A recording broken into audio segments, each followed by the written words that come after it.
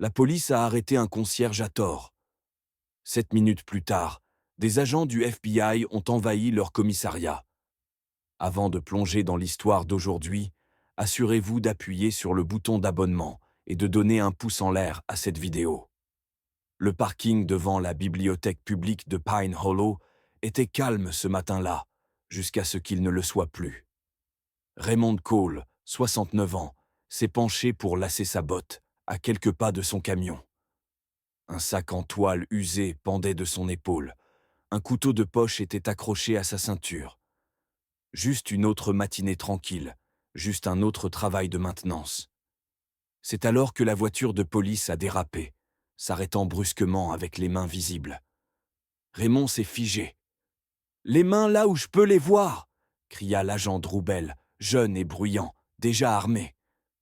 Son partenaire, l'agent Carter, sortit plus lentement, la main sur son étui. « Qu'est-ce qui se passe ?» demanda Raymond, calme mais fatigué. « On a reçu un appel pour un homme suspect, correspondant à votre description, » dit Bell, se cachant derrière les poubelles de la bibliothèque. « Vous portez quelque chose ?»« Ma carte d'identité et une arme enregistrée, » répondit Raymond, en pointant son manteau. Bell se tendit. « Tournez-vous lentement, » ordonna-t-il. Raymond obéit, se déplaçant avec la discipline d'un homme ayant vécu des situations bien plus difficiles. Il ne résista pas lorsqu'ils lui passèrent les menottes, ne bougea pas lorsque Bell sortit brutalement sa arme, comme si c'était une grenade. « On l'a, » murmura Bell. Le type porte une arme, comportement étrange, pas de badge visible. Ça semble correspondre. Quelques témoins observaient de l'autre côté de la rue, et l'un d'eux sortit son téléphone. Raymond ne dit rien, mais à l'intérieur, quelque chose changea. Au commissariat de Pine Hollow, Raymond était assis dans une cellule, sous des lumières bourdonnantes. Son sweat était humide, ses mains rouges à cause des menottes trop serrées. Carter remplissait des papiers, tandis que Bell faisait des blagues avec la centrale. Le type dit qu'il travaillait de nuit à la bibliothèque, mais qu'il portait une arme et un couteau, comme si c'était Fallujah. « Pas d'antécédent, » dit Carter, en scrutant la base de données. « Mais il y a une restriction sur son dossier. »« Attends, » dit-il en s'inclinant, un avertissement rouge clignotant à l'écran. « Actif, ne pas traiter, interception prioritaire. »« Qu'est-ce que c'est que ça ?» murmura Carter. L'alerte se répéta, puis une nouvelle ligne apparut. « Annulation fédérale en cours.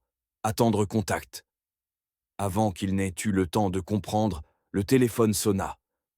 L'agent Maria Null répondit, écouta, puis pâlit. « Arrêtez tout. Ne lui parlez pas. Les agents sont en route. Temps estimé d'arrivée. 7 minutes. » Bell fronça les sourcils. « Qui est ce type ?» Null regarda vers la cellule. Raymond était juste là, assis, calme, silencieux, comme s'il attendait quelque chose. Bell rit nerveusement. C'est probablement une bluffe. Carter n'était pas aussi sûr.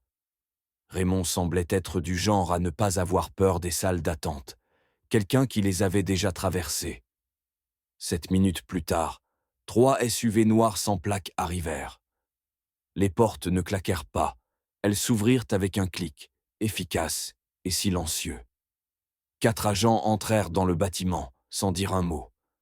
Costume, écouteurs, énergie calme qui ne demandait pas d'attention, mais qui l'imposait. Le leader était l'agent Vance, la cinquantaine passée, cravate argentée, des yeux qui semblaient tout y voir. « Qui a arrêté Raymond Cole ?» demanda-t-il d'une voix plate. Bell s'avança, toute confiance disparue. « Nous, les agents Bell et Carter, rapport d'activité suspecte. Il correspondait à l'appel et portait une arme. »« Vous avez vérifié son ID ?» demanda Vance.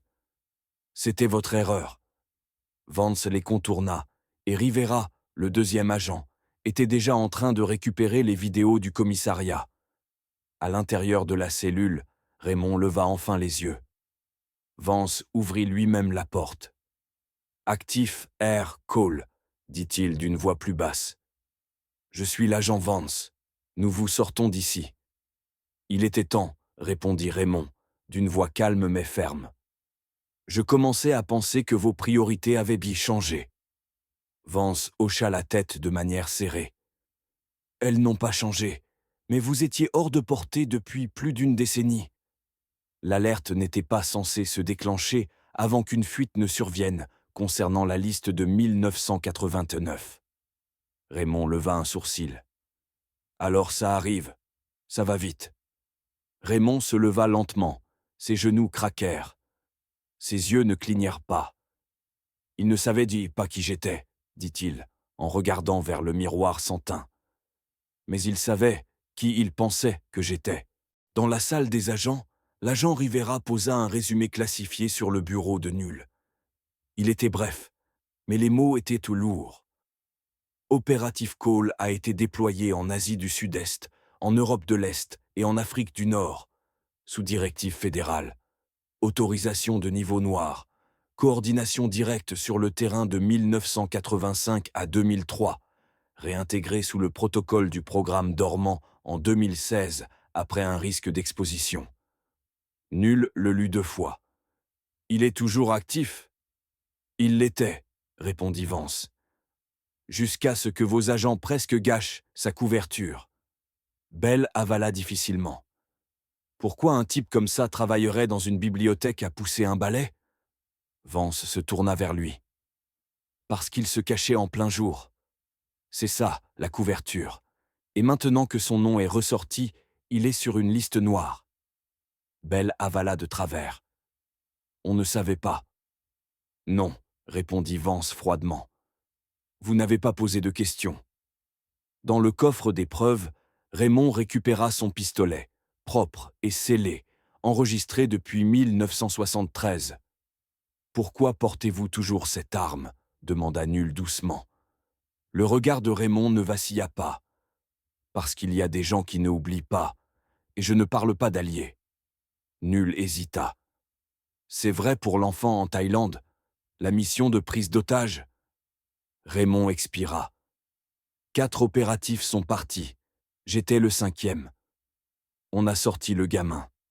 On l'a enveloppé dans des sacs de riz pour cacher le sang. Je l'ai porté 12 kilomètres à travers la jungle. Je me souviens encore de ses yeux. Vous l'avez sauvé, murmura Nul. Je lui ai donné une chance, répondit Raymond. C'est tout ce qu'on peut offrir. Il se tourna vers Vance. Et maintenant? Nous avons sécurisé un refuge hors réseau, répondit Vance. Mais ça ne restera pas silencieux. La fuite n'était pas aléatoire. Raymond regarda par-dessus son épaule, vers la station. Les murs, les visages qui avaient tout douté de lui. Ils reviendront, dit-il. Vance ne nia pas. 2 semaines plus tard, la station de Pine Hollow avait changé. Bell était sous enquête interne. Carter avait été réaffecté. Tous deux avaient été signalés pour erreur de procédure et échec à déescalader la situation. Nul, quant à elle, avait été offerte pour un poste temporaire de liaison fédérale. Quelqu'un avait remarqué sa retenue, ses questions, son silence quand cela importait. Elle n'entendit plus jamais parler de Raymond directement.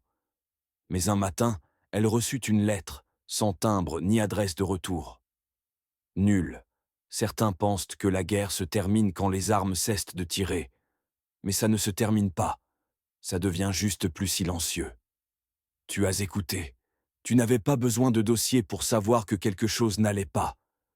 Tu as fait confiance à ton instinct. C'est rare. Reste rare.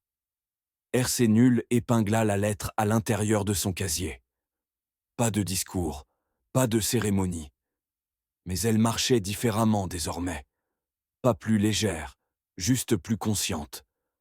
Dans un petit centre de rétablissement caché dans les bois des Appalaches, un groupe de vétérans était assis sur des chaises pliantes. Un vétéran plus jeune prit la parole rapidement. « Je ne peux pas dormir. Je revois sans cesse le convoi, l'embuscade, comme si j'étais encore là, toutes les nuits. » Raymond Cole, maintenant en vêtements civils,